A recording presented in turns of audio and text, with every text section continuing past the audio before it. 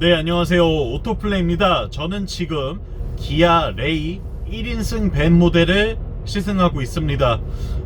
정말로 특이한 차죠. 진짜 전에 없었던, 난생 처음 보는 1인승 자동차를 타보고 있는데요. 네, 영상 보시기 전에 구독과 좋아요로 응원도 부탁드리겠습니다. 기아 레이, 기존에도 밴 모델은 존재하고 있었어요. 그리고 레이는 상당히 나온 지 오래된 모델이기도 하죠. 국내 자동차 시장에서 경차의 새로운 역사를 쓴 차량이기도 합니다. 경차가 이렇게 실내가 넓을 수 있나?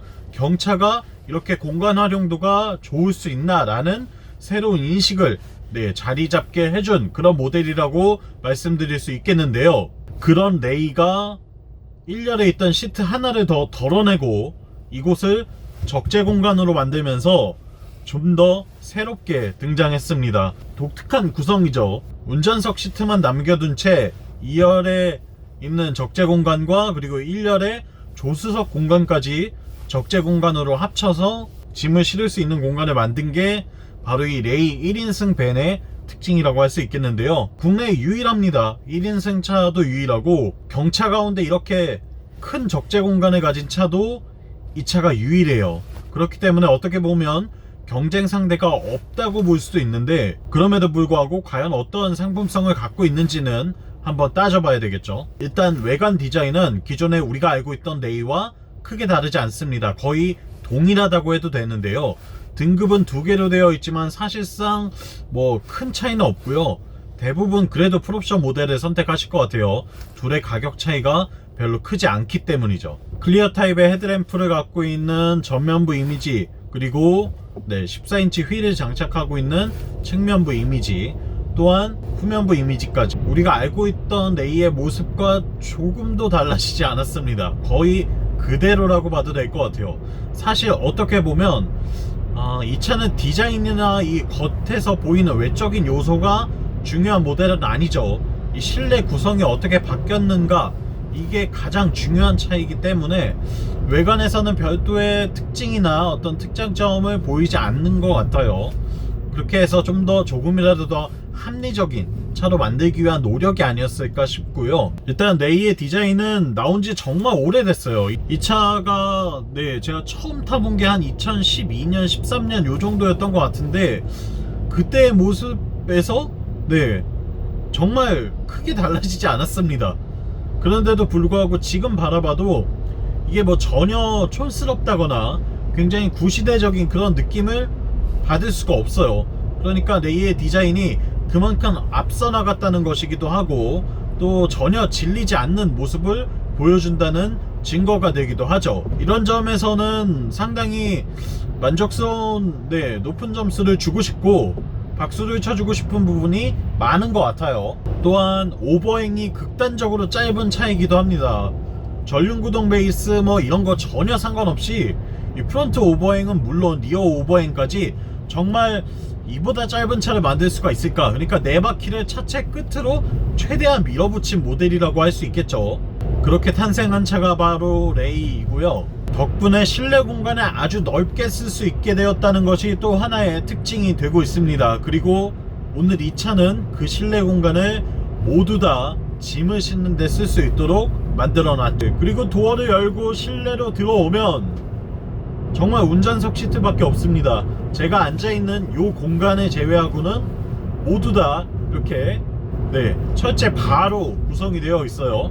메탈 재질의 봉으로 적재 공간을 분리를 해둔 모습을 볼 수가 있고요. 기존에 있던 2열 공간의 적재 공간은 물론, 그리고 이 조수석 시트가 있던 부분까지 모두 다 짐을 실을 수 있는 공간으로 만들어 둔 것이 특징이라고 할 수 있겠습니다. 때문에 이 우측에서, 조수석 쪽에서 도어를 열었을 때 슬라이딩 도어와 함께 조수석 문을 열고 나면 정말 광활한 짐을 실을 수 있는 공간이 확보가 되는 것이죠. 예전에는 이 레이의 슬라이딩 도어를 온전히 활용하기가 좀 어려웠어요. 왜냐면 그 2열과의 격벽 때문에 짐을 싣는 데 굉장한 불편이 좀 있었거든요. 그러다 보니까 화물 공간으로서의 역할도 제대로 하지 못하게 되고 이 문 자체의 실효성도 좀 떨어지는 것이 사실이었습니다. 그런데 이렇게 1인승 밴이 출시가 되면서 드디어 이제서야 비로소 도어를 열었을 때 활짝 펼쳐지는 화물, 적재함을 확보하게 된 셈이죠. 이게 길이가 저 트렁크 끝에서 여기까지 한 190cm가 조금 넘어요. 그러니까 웬만한 정말 키 큰 성인 남성이 다리를 쭉 뻗고 누워도 공간이 남는 수준이 되는 거죠. 그러다 보니까 실제로 지금은 단종되고 없어졌지만 이 경차 밴계의 왕과도 같았던 다마스의 실내 공간과 비교를 해도 다마스가 이 적재함의 세로 길이가 190cm가 채 안 됐었거든요. 그러니까 오히려 이 길이만 놓고 따지면 다마스보다 더 긴 적재 공간을 확보하게 된 셈이죠. 물론 뭐 너비나 높이나 이런 점에서는 어느 정도 좀 아쉬움이 남기는 하지만 이미 다마스는 생산을 종료한 상태고, 그리고 그 차는 안전상으로도 문제가 꽤 많았기 때문에 어떻게 보면 이 다마스를 대체하는 대체제로서도 완벽하게 역할을 수행할 수 있겠다는 생각이 저는 들었어요. 비록 뭐 이렇게 긴 물건을 실는 공간은 조금 한정적이긴 해도 지금 현재 상황에서 이 정도면 충분히 만족스러운 수준의 적재 공간을 확보했다고 할 수 있지 않을까 싶어요. 그리고 또 한편으로는 이 차를 차박 용도로 생각하시는 분들도 분명히 계실 것 같아요. 일단 결론부터 말씀을 드리면 가능할 것 같습니다. 네. 바닥에 누워서 1인 차박용으로 정말 아주 쾌적한 공간을 제공해 줄 것 같아요. 다리를 쭉 뻗고 잘 수도 있고, 뭐 어떻게 꾸미느냐에 따라서 다양한 형태로 활용을 할 수 있을 것 같아서 이 화물 운송용이 아니라 캠핑용으로 쓰신다고 해도 충분히 그 가치를 제공해 줄 것 같습니다. 일단 공간이 정말 넓어요. 이따가 실제로 보여드릴 건데 이 어떻게 활용을 하더라도 충분한 수준의 값어치를 보여주고 있기 때문에 여러모로 아주 재밌게 쓸 수 있겠다라는 생각이 드는 레이 1인승 밴을 만나보고 있습니다. 네, 그리고 화물 적재 공간뿐만 아니라 이렇게 실내에 대해서도 좀 살펴봐야 되겠죠. 레이 1인승 밴 가운데 풀옵션 모델이에요. 제가 선택할 수 있는 모든 옵션을 다 넣은 차고요. 에어컨은 매뉴얼 에어컨으로 되어 있습니다. 그리고 열선 시트가 제공이 되고요. 또한 인포테인먼트 시스템이 들어가 있어서 안드로이드 오토나 애플 카플레이를 활용할 수가 있습니다. 또한 후방 카메라도 물론 지원이 되고 있죠. 그리고 차선 이탈 경고와 차선 이탈 방지 시스템도 들어가 있는 모습을 볼 수가 있어요. 수납 공간이 정말 많죠. 적재 공간이 이 화물칸 뿐만 아니라 이 탑승자석에도 수납할 수 있는 공간들이 정말 잘 마련되어 있고, 디자인도 뭐 쾌적하게 넓고, 또 이런 비상등 같은 버튼의 위치도 아주 큼지막하게 잘 구성된 모습을 확인할 수가 있습니다. 이외에도 주행 안전장치라던가 뭐 에어백 같은 기본적인 사양들은 갖추고 있는 모습을 보여주고 있어서 이 차를 타고 업무용으로 활용하는 데 있어서는 불편함은 없겠다는 생각이 들어요. 그리고 변속기는 이렇게 스텝 게이트 방식으로 되어 있고 매뉴얼 모드도 제공을 해주고 있습니다. 다만 아쉬운 점들을 좀 꼽아 볼게요. 아쉬운 점이라고 한다면 일단은 통풍 시트가 없죠.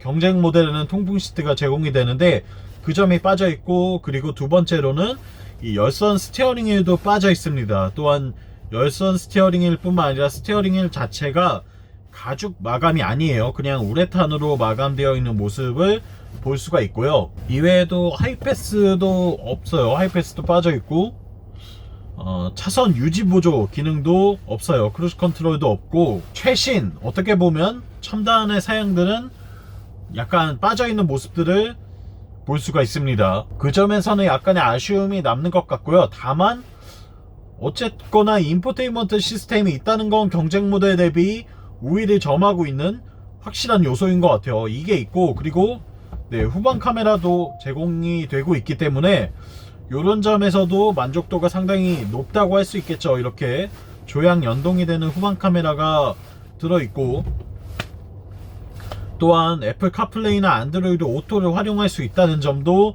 상당히 큰 메리트가 되고 있습니다. 여기에 운전 시야가 정말 넓어요. 이 차가 운전하기에는 정말 더할 나위 없이 넓은 공간을 보여주고 있기로 유명한 차죠. 그렇기 때문에 이 운전 시야 측면에서는 몰고 다니기에 정말 편하겠다라는 생각이 들고요. 일단 크고 넓은 게 최고의 장점인 것 같습니다. 네, 그리고 이 차의 퍼포먼스에 대해서도 말씀을 드려야 되겠죠. 일단 레이 1인승 밴은 단일 파워트레인을 가지고 있습니다. 1리터 가솔린 자연흡기 엔진을 가지고 있고, 여기에 4단 자동 변속기를 물려서 앞바퀴를 굴려주고 있는데요. 최고 출력은 76마력, 그리고 최대 토크는 9.7kg 포스미터를 자랑하고 있고요.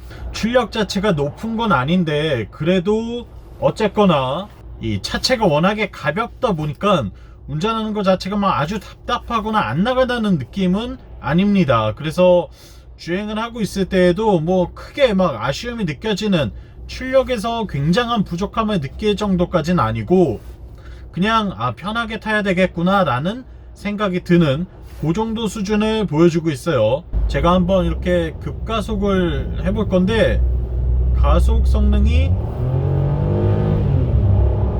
네,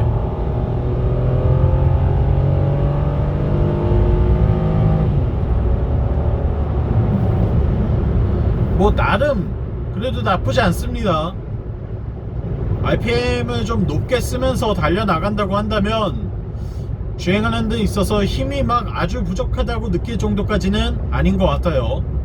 다만 어디까지나 이 차는 경차이고 또 이 화물 운송에 집중을 해야 되는 모델이다 보니까 출력 자체가 막 시원시원하다, 넘친다 이런 느낌까지는 아니라는 거를 참고를 해주시는 게 좋을 것 같습니다. 그리고 변속기는 좀 아쉬움이 남기는 하죠. 4단이다 보니까 아무래도 이 단수가 굉장히 제약이 많아요. 그래서 RPM을 상대적으로 높게 쓰고 있기도 하고요. 지금 4단에 2000rpm이 조금 넘었는데 속도가 70밖에 안 나오고 있어요. 그리고 시속 100km를 기록하려면 RPM이 한 3500 정도, 그 정도 가야 100km로 달릴 수가 있습니다. 그러니까 그런 점에서 봤을 때에는 확실히 고속주행에는 좀 부적합하다 라고 말씀드릴 수 있을 것 같고요. 지금도 RPM이 한 2700 정도 갔는데 속도는 80km 밖에 안 나옵니다. 4단 변속기에 어쩔 수 없는 한계라고 할 수 있겠죠. 그러니까 고속주행이 필요하다고 한다면 좀 다른 차를 보시는 게 오히려 더 좋은 선택이 되실 수도 있어요. 제가 볼 때 레이는 80km 이하로 다니기에 적합한 차지 그 이상으로 달리기에는 좀 맞지 않는 성격을 가진 그런 모델인 것 같습니다. 그리고 서스펜션의 움직임 같은 경우에는 부드럽게 잘 세팅을 해놨어요. 하지만 차체가 좀 높고 타이어는 얇고 또 폭도 좁고 어쨌거나 여러모로 운동 성능을 확보하기는 좀 어려운 상황을 고루 갖추고 있는 것이 현실이죠.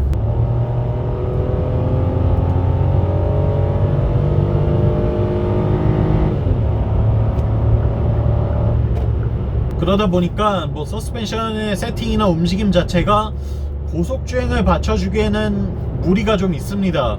물론 이 직진만 할 때에는 직진성 자체는 떨어지지 않아요. 불안함은 없는데 그 상태에서 약간의 이 스티어링 휠 조작이라던가 또는 뭐 이렇게 요철을 지나게 될 경우에는 이 무게중심이나 차체의 안정성이 쉽게 흐트러지는 그런 경향을 보여주고 있기 때문에 이 차를 타고 빨리 달리는 것을 권해드리고 싶지는 않아요. 물론 최고 속도만 놓고 따지면 한 150km까지도 충분히 가속이 되기는 하는데요.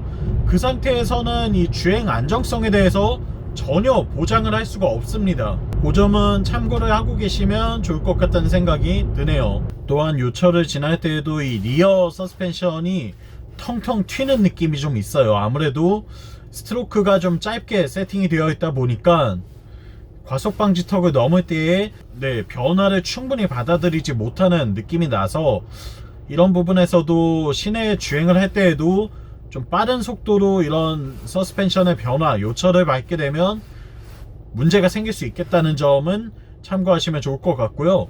어디까지나 편안하게 타는 화물 운송에 집중을 하고 있는 그런 모델이기 때문에 빠르게 달리려고 한다던가 과격한 주행을 할 때에는 결코 적합하지 않다는 거 말씀드리고 싶어요. 이 차를 타고 있으면 편안하게 여유를 갖고 3000rpm 미만에서 부드럽게 타는 것이 좋다고 할 수 있겠습니다. 장점도 굉장히 많고요. 단점도 꽤나 존재하고 있는 모델이에요. 어쩔 수 없이 감수해야 하는 부분들이 존재하고 있는 그런 차라고 할 수 있죠. 하지만 그럼에도 불구하고 이 차가 갖고 있는 특징, 또 특장점 이런 것들이 굉장히 잘 도드라지고 있습니다. 일단은 절대적으로 이만한 화물 공간을 확보할 수 있는 경차는 국내에 존재하지 않고요. 레이만큼의 공간 활용성을 가진 차도 찾아볼 수가 없죠. 그렇기 때문에 이런 점들을 고려했을 때에는 분명히 매력적인 선택지가 아닐까라는 생각이 들었습니다. 내가 그렇게 빠른 주행을 추구하지 않고, 그리고 짐 적재는 좀 많이 했으면 좋겠고, 혹은 다마스의 대체제를 찾고 있다거나, 또는 1인용 차박차를 생각하고 계신다면 아주 좋은 선택이 되지 않을까 싶어요. 그런 점에서 봤을 때에는 꽤나 매력적인 선택지가 될 것 같고요. 몇몇 아쉬움들이 있기는 하지만 그럼에도 불구하고 상당히 괜찮은 차가 아닐까 싶습니다. 타이어도 14인치 휠이 들어가 있어요. 어쨌거나 이렇게 작은 사이즈의 휠을 요즘에 신차에서 경험하기는 정말 쉽지 않은 일인데요. 덕분에 연비에서도 이점이 많습니다. 제가 지금 이 차를 타고 100km 정도 주행을 하는 동안 기록한 평균 연비는 리터당 15.1km예요. 그리고 좀 더 연비 위주의 주행을 부드럽게 해나간다면 20km 정도의 연비도 충분히 확보를 할 수가 있었습니다. 그런 점들을 따져봤을 때에는 경제성도 충분하게 확보를 하고 있다고 말씀드릴 수가 있겠죠. 제 개인적으로는 다마스의 대체제, 그리고 화물차, 개별 화물을 운용하시는 분들, 사업주분들이시라면 이 차가 좋은 대안이 될 것 같습니다. 그런 분들께는 좀 시승을 일단 꼭 해보시라고 추천을 드리고 싶고요. 전시차라도 한번 직접 만나보시기를 권해드리고 싶네요. 유가 보조금도 받을 수 있다고 하니까 그런 점에서 따져봤을 때에도 꽤 괜찮죠. 지금까지 레이 1인승 벤을 만나봤고요. 저는 오토플레이였습니다. 영상 유익하셨다면 구독과 좋아요로 응원도 부탁드리고요. 전 다음 이 시간에 또 재미있는 시승기로 돌아오겠습니다. 다음번에 또 만나요. 안녕.